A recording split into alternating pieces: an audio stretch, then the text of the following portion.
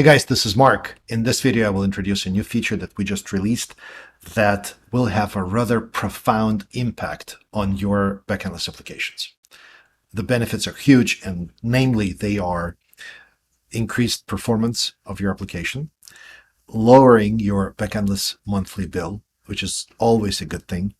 And third is bringing the content of your application, such as images, files, any user-generated content, actual files that a UI Builder app is made out of, such as JS, CSS, HTML, closer geographically to the users of where they're connecting from. The name of this feature is integration with CDNs and support for caching options.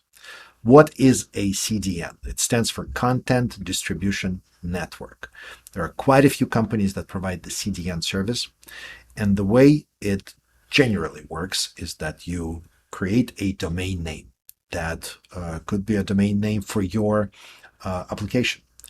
You assign a domain name to the CDN service, and in the configuration of the CDN, and all of them have great administrative consoles, you go into the configuration, you say, for that domain name, whenever someone opens it up in the browser, here's the name of the host of where the files need to be retrieved from. And then what happens is someone, after it's all configured, someone goes to your domain name, to your application to open it up in the browser. And it will work for the mobile apps as well, but let's talk about the browser. So they type in that domain name in the browser, and then CDN, it goes to CDN. CDN says, oh, this user is connecting from Dallas. Let's find the server that is closest to Dallas. And that server starts handling that request. And it will check, do I have the file that is being requested in my storage, in my cache?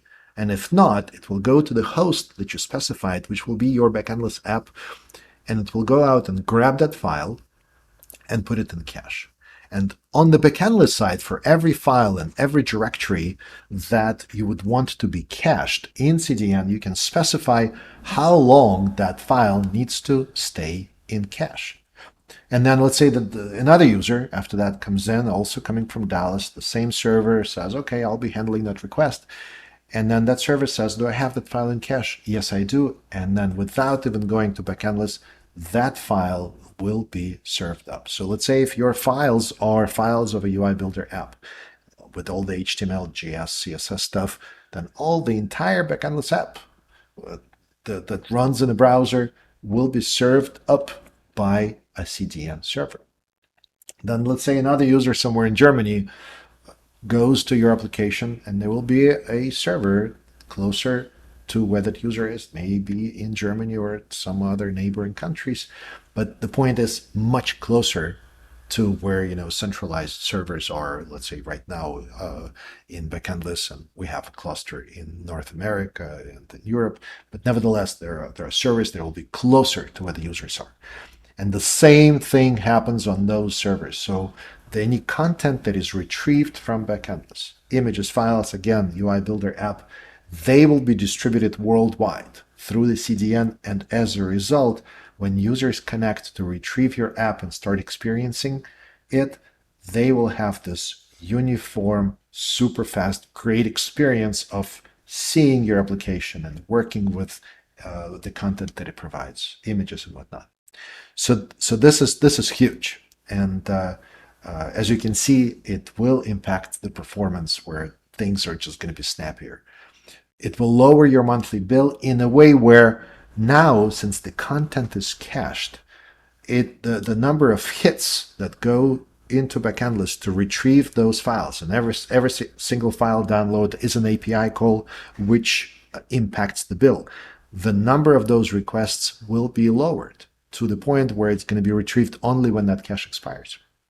So it will lower your bill, and then it will have great impact on the user experience because things will just start running and appearing much faster. As far as the caching options, as I mentioned, you can configure them on every folder and every file. Let's say you do a new build of your UI Builder application, you publish it, then you go into CDN and you can just purge the entire cache. It will clear it out worldwide, where the fresh version of your UI Builder app will be loaded up and cached within CDN. We have tested it with a variety of different CDNs that work beautifully. I have put together a demo where I will walk you through of the process of configuring a CDN service for a very primitive UI builder app that I created, and you will see how simple it is to configure, and you will see the impact of putting it in place where the speed to load up that app will be phenomenal. It's going to be almost twice as fast versus going direct. There is also going to be a demo of how to create an SSL certificate and assign it to the domain that I'll be using in my demo. The service that I will be demoing it with is called Fastly, fastly.com. A great CDN, one of my favorites, and but others are just as good. Just the reason I picked this one is I'm more familiar with it, and it's very easy to navigate through the configuration steps. So let's dig in, and you will see the power of this new feature, and I can't wait to hear how what kind of impact it made for your application, because I just don't think there is any downside to adopting that solution and applying for your applications. By the way, as far as mobile, I believe it will work. I know it will work exactly the same way, because if you have some content that you're retrieving in a mobile application, such as images or user-generated content, you can create a domain just for that content. And then inside of your mobile app, whenever you're fetching files, fetching images, just use that domain name that will be pointing to CDN, and you will get exactly the same effect of having things loading up significantly faster. So let's dig in and see how that feature works. Before we get started, let me show you what I have already pre-created just to get things going. In the database, there is a very simple person table with columns age and name and couple of records. And then in the UI builder, there is a page that has a data table, and it points to the person table. So if I run this page in the preview, then it looks like this. Okay, so the very first thing that I will do is I will go into settings, and here you can configure the host name at which will be used by this application to consume the APIs, and the host name that will be used to retrieve static application files. And this is the host name that is assigned to me by Backendless. In fact, when you create a new application, you can pick one. There is an option from 5 different host names. One way or the other, you will have this Backendless app domain. So here I selected it for both API and static content. Then once this app is up and running, and in this case it is very basic, just a single page, I'm going to publish it into my file storage. So here I'm going to be publishing it into the /web directory. So click publish, and this what happens now is UI Builder packages everything up and deploys all the files into the /web directory. In fact, if you go to the backend and select files and navigate to the web, this is all the files that were put together by UI Builder, and this is my UI Builder application. So now the Backendless side is pretty much configured. We have not configured the actual caching yet, but we will get there at one point in this demo. So now I go to Fastly, and I already have an account here. And with Fastly, I'm going to create a delivery service. So delivery service is the service that basically delivers files, and that is the actual CDN. So in my delivery service, I'm going to rename this to Backendless demo. In fact, let me see. I need to navigate to it, and now I can re-edit service name. I'm going to call it, I'm going to call it Backendless demo.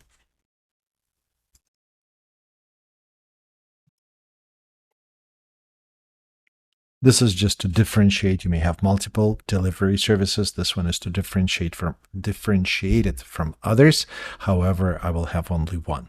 So let's configure this service, and it will take a couple of steps to configure it. The very first thing is going to be setting up the domain. So this is the domain that I will use to open up my application. The domain that I will use will be called app.backendless.us. Click Add. And then the hosts, if you click on the hosts, this is the host that Fastly, my CDN, will use to grab all the files. So for this, let me go back to Backendless console, click on Manage, and this is the domain, the subdomain that is assigned. So I'm going to copy it because this is the host where the files are. So I'm going to put it right in here. Click Add. Okay, and then at this point, that's all the configuration that needs to be there. Notice that it automatically defaulted to 443, which means that it's going to be using SSL HTTPS to connect to it. And that is absolutely okay because Fastly also provides a way to generate a certificate for the top level domain that I have configured here. So let's click Activate. And that activates the routing. Okay. Now, before we do anything else, let's make sure that we have an SSL certificate for this top-level domain. For this, if you go into Secure section of Fastly, you can manage certificates. And in here, we need to add HTTPS to our domains. Click Get Started. And then the domain that we want is the same domain that I have configured for the delivery service, app.backendless.us. Click Add, and this is the TLS configuration that we want. The default one is going to work for us just fine. Click Submit. And then the next step is going to be to verify that we indeed own this domain. There are a couple of verification options. So if you click on verification options, then any one of these will work. So we're going to use this one, create a CNAME for this domain and point it to this host name. So let's copy it. And now I will switch to the DNS configuration for my domain. This domain, I switched to GoDaddy because that's where I have this domain. And I'm just going to follow the instructions of Fastly. So I'm going to create a CNAME for my domain, which is going to be app.backendless.us. And then the value is going to be the one that I copied from Fastly. I'm going to pick the shorter TTL, click Save. And now this will create that DNS record. Here it is, app.backendless.us. And in here, this will take a little bit of time for Fastly to make sure that we indeed own this domain. And that's what this verification is about. In the previous times that I have tried, this could take as long as 30 minutes, I believe. So here I'm going to pause this video and come back to it as soon as this verification is done. And at that point, we will be able to proceed. As you can see, the verification has passed. The domain passes the validation. And now what Fastly does is it issues a subscription. So the certificates are working on the subscription basis. I believe the free plan provides 2 of them at no cost. So as soon as this certificate is issued, then we will see that the subscription is there, and it will be automatically assigned to the domain name that we have allocated and mapped to the deliver service. Now the certificate has been issued. We are good to go. So if we go back to deliver, there is one thing that we will need to modify. And the way Fastly works is that we have a version which is active, version 1. As you can see, it says here active.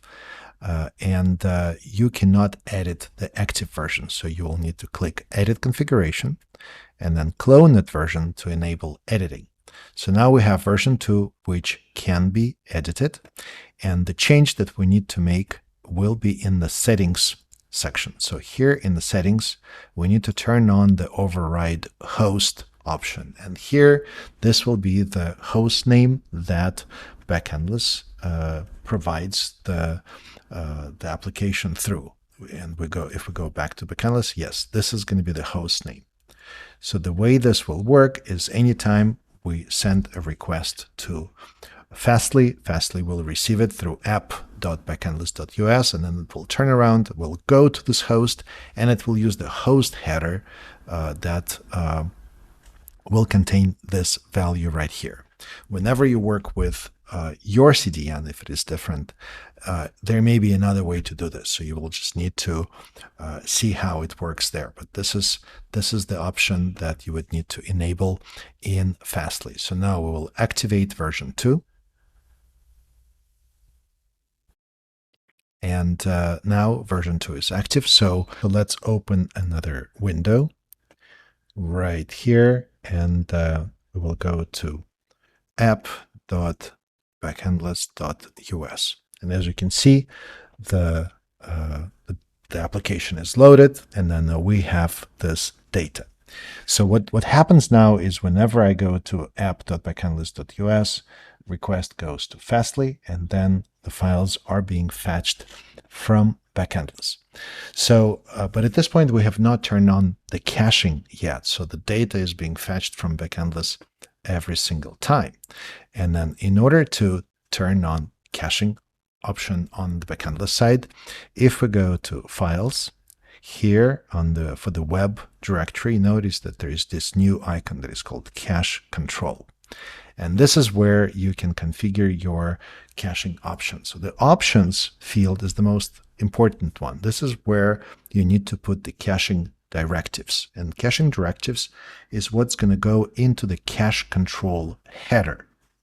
And the one that works for most cases is going to be the one that is public. And I'm going to set up the max age as 60 seconds. Click Save. So now if I return to my application, and then I reload it once, that fetched from Backendless, and now everything is being fetched from Fastly. So if I open up Inspect window and then go to Network and reload this page, then notice that the entire page is being loaded 258 milliseconds, and then which is basically just the load time, and then the whole thing was loaded and rendered in 686 milliseconds. And this will stay rather consistent. So here it's always less than 300 milliseconds for loading, and then less than 700 milliseconds for completing the whole page, which is quite impressive. Now, what I wanted to demonstrate is the number of requests that are being sent to Backendless. And for this, if I switch to Analytics and then API calls, and this is for today, right now I am at 109 requests. I'm going to open another browser window and open up Inspect panel. And the browser cache is disabled right here, which is important in order to make sure that the browser is not caching anything. And then in here, I will put this domain name. So now everything is being fetched from Backendless. There is no CDN in there. Okay. So here, this was request number 1. I mean, opening up the page number 1. Here's another refresh and the third one. Okay. So if I go back to Backendless, now remember we were at 109. So if I refresh, now we're at 154. So we added roughly 45 requests with 3 different page refreshes. Okay. If I were to go back to my app.backendless.us, okay, and repeat exactly the same. So let's refresh number 1, 2, and 3. And then back to Analytics, we were at 154, refresh, we are at 160. So 3 different refreshes of that app through CDN added only 6 requests versus 45 when we were going directly. So this is the clearly the benefit of using CDN, is because you are bypassing a lot of API requests that are hitting Backendless directly. And that is absolutely huge. And in addition to that, the download speed is also phenomenal. So here, if I go to my Backendless application, let me clear everything, reload. It takes 1.51 seconds for the whole thing to complete. And then if I go to app.backendless.us, and let me do inspect in network, reload, we're less than 700 milliseconds, which is twice as fast by going through CDN. And this is going to be just as fast no matter where in the world this application would be loaded from, just because the closest server in Fastly will be servicing up that content. And in addition to that, there are quite a few additional benefits. Like, for instance, if we go to service summary, in here you get the dashboard where you can see the number of requests, you can see the latency. There is quite a lot that it provides. There is actually a way to see like I think it's in home, there is a dashboard page that provides, there you go, this is the page. So it provides a lot of different analytics for status codes, I think where the users are connecting from, the information about the actual cache. Then you can filter it out by regions. So you can see the traffic that is basically coming in from different regions. And then once you go to the actual service, so let me see how I go there. I need to go to home and then select my service. In here, if you start, let's just create another version to edit. Version 2 stays active. In here, you can start configuring a lot of other interesting stuff. Like I noticed that somewhere here you can configure, there you go, 404 page. You can configure robots 503 page. There is a way to create throttling where you basically can create sort of like virtual gates where, you know, only first 1,000 people can come in and then others will be waiting in the queue. So there is a lot that the CDN service provides. But most importantly is the ability from Backendless perspective is to cache all this content. Now, in addition to this, you will see that there is cache control menu under manage cache control. It will tell you all the individual directories that you have configured cache for. And there may be different policies that you may configure policy for something that is updated more frequently. Then you reduce the max age time. And then something that is not updated as frequently, you may increase that max age time. And then whenever you deploy a new application, if you go to your cache in the service summary, here it is. You can purge a specific URL or you can do purge all. And in here, if I type in Backendless demo, now that will purge everything from that cache. So now if I reload this, it will go from Backendless first time, and then it will stay in cache. So this is it, guys. As you can see, this is super, super powerful integration. And I think anyone who builds with UI Builder or just Backendless in general, because we see a lot of applications where there is a lot of user-generated content, people uploading images and files, and this will benefit a lot of apps. Thank you for watching this video. I hope you found it useful. And as always, happy coding with Backendless.